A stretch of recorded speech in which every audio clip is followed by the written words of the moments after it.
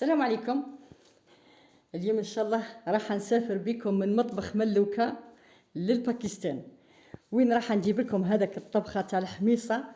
واش نقول لكم، انا شخصيا ابهرتني، يعني بنة هذا الطبق ابهرتني، يعني ما تصورتهاش تخرج لي بهذه الطريقة. يعني طبق رائع رائع جدا. يعني لا تقاوم. نروحوا الوصفه تاعنا. عندنا هنا الماء، انا حطيته حتى نغلى لي. حطيت فيه الحمص تاعو ماكش شمخينو، شمخوه ليله كامله، والغدوه من داك حطوه يطيب لكم كيما راني حطيت انايا. انا الحمص تاعي كان بالمجمد، نحطوا معاه شويه ملح ونقصلو ونخليو الحمص تاعنا يطيب. لازم يطيب لنا الحمص تاعنا، ما يبقاش تحت سنينه، كي ناكلوه نلقاوه الزبده. نغلق على الكوكوط نتاعي ونخلي الحمص يطيب. وهنا عندنا مقلاة حطينا فيها كميه من الزيت، يعني كميه حوالي تقريب نصف كاس زيت، لان التتبيله تاع هذا المرق راح نديروها هنا في المقلاة. قلت لكم يعني طبق فاق توقعاتي. يعني هنا عندنا كميه من البصل، انا قطعتها قطع صغيره، يعني نديرو ثاني كميه حبه كبيره، ونخليوها طيب لنا هنا في الزيت هذا حتى البصله تاعنا تذبل معنا، يعني شبه راح تطيب. نحطوا معها فلفل، انا حطيت هذا، نتوما يكون عندكم الاخضر هذاك الحار الصغير حطوا، واش هو ما تطرقوش، خليوه هكذاك باش ما يطلقلكمش الحراره. نغلقوا على البصل تاعنا ونخليوها طيب معنا.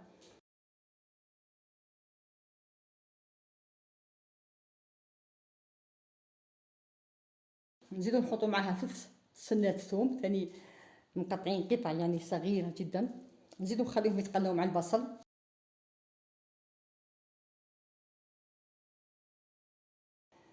صدقوني هذا الطبق روعه روعه، هذا هو الطبق الحميصه تاع الباكستان. نغلقوا عليه ونخليو البصل تاعنا والثوم يطيبوا. وبعد 8 دقائق اخرى هنا البصل تاعنا راهي شبه طابت، شوفوا كيفاش. لازم ما تبقى لكمش تتغزغز، لا لانه ماناش راح نطيبوها بالكوكوط. ونحطوا معها حبه طماطيشه كبيره، رابيوها مليح الطماطيشه هذيك، ونخلطوا كامل مع بعض.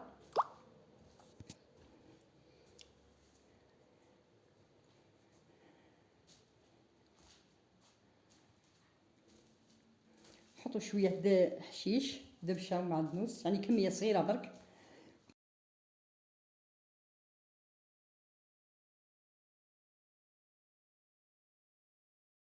وهنا عندنا البهارات، عندنا بابريكا، عندنا كركم، زنجبيل، ملح. الملح حذري ديروا غير زغبه، يعني على راس المغرفه برك. وشوفوا خاطرش انا حطينا الملح في الحميصه هنا، وكان تكثروا الملح هنا مش راح نديروا مرقه، راح نديروا صلصه برك.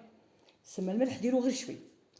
قلت لكم نحط هذيك التوابل، وحطيت بهارات مشكله، يعني من كلش ملعقه صغيره تاع قهوه البهارات، ونخلطوا كامل مع بعض.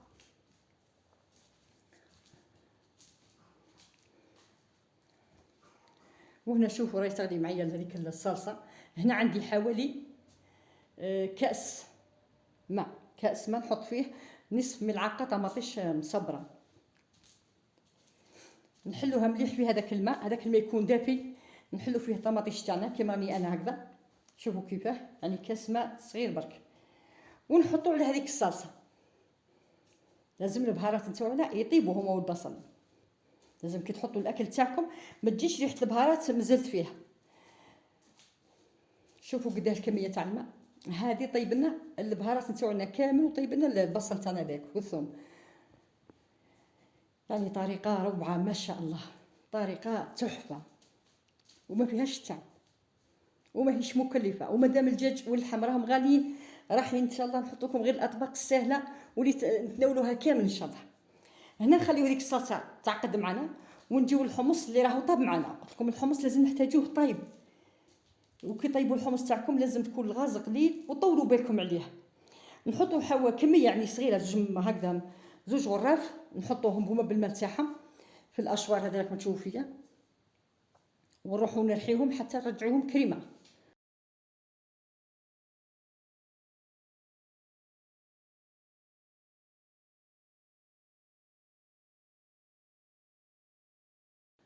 شوفوا كيفاش راهي طرحه معايا.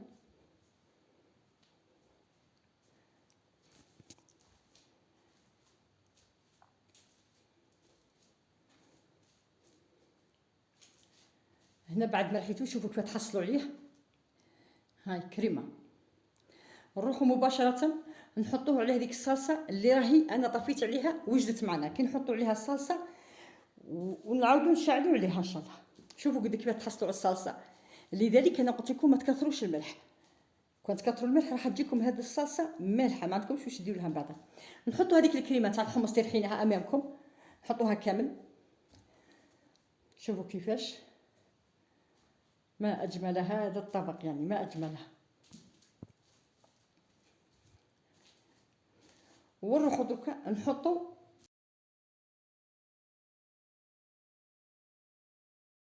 مغرف وراف ماء، يعني الصوص اللي طاب فيها الحمص هو اللي حطيته. ونحطوا الحمص هذاك نشفوه من الصوص. لازم هذا الطبق تاعهم هما يجي عاقد، ما يجيش كيما حنايا مرق، يجي عاقد شويه وثقيل. ان شاء الله نوصلكم المعلومات على اي طبق نجيب لكم من اي بلد اخر. وشوفوا كيفاش.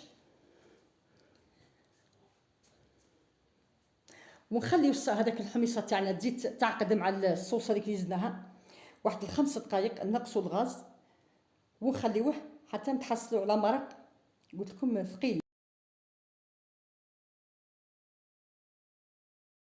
ويجيكم طبق اي شهي. انا هنا الحميصه تاعي راني طفيت عليه لانه عقد معايا هذاك الطبق. ونروحوا نحطوا ملعقه زبده هنايا في المقلاة نذوبوها. هنا شوفوا كل ما تجيكم هذيك المرقه تاعكم هذيك جاتكم حاره،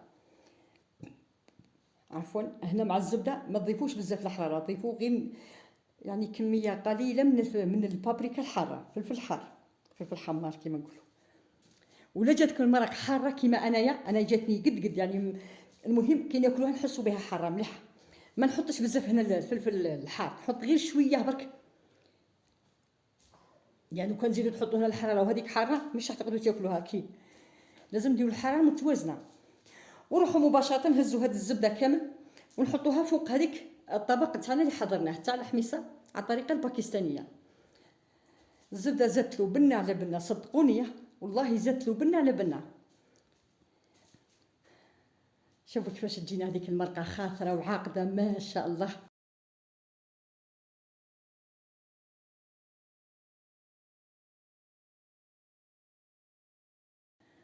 انا بصراحه راح نولي نعتمد غير هذا الطبق تاع الحميصه، راح نولي نعتمدو كل مره كل ما نشتي ناكل حمص راح نطيبو بهذه الطريقه. شوفوا كيف تحصلوا على المرقه تاعكم.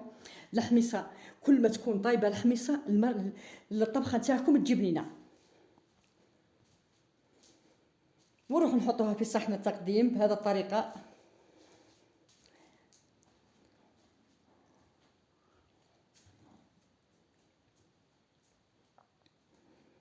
يعني لا لحم لا دجاج لا جombo لا يديك لا يجيبك. وصدقوني لو كان نقدر نوصل لكم كل واحد يذوق ملعقه من هذا الطبخه الباكستانيه نوصلها له. شاهدكم في الجنه ان شاء الله يا ربي. شوفوا كيفاش تخرج لكم المرقه تاعكم. نزيدوها بشويه دبشه، نحطوا هذاك الفلفل الاحمر اللي حطيناه فيه التزيين من فوق، ونقدموا الطبيخه تاعنا الباكستانيه بهذه الطريقه. صدقوني لو كان ديروها راح تعتمدوها، انا متاكده، لانه كل حاجه جميله راح نديروها. وانا في خدمتكم دائما، وان شاء الله نحط لكم غير الحاجه البسيطه والحاجه السهله. مادام قلت لكم رانا ما نقدروش نشريو الدجاج غالي واللحم، راح نديروا اطباق رائعه جدا بدونهم، يعني نستغناو عليهم هذه الفتره، نستغناو عليهم. وهكذا ما بقى لي غير نقول لكم شكرا لمتابعتكم. ان شاء الله ينال اعجابكم الطبق الباكستاني تاع اليوم، الحميصه المذهله، حقيقه مذهله. وانا نطلب منكم غير طلب، تبارطاجيو لنا الفيديو باش يوصل لاكبر عدد من المشاهدين ويستفادوا كامل.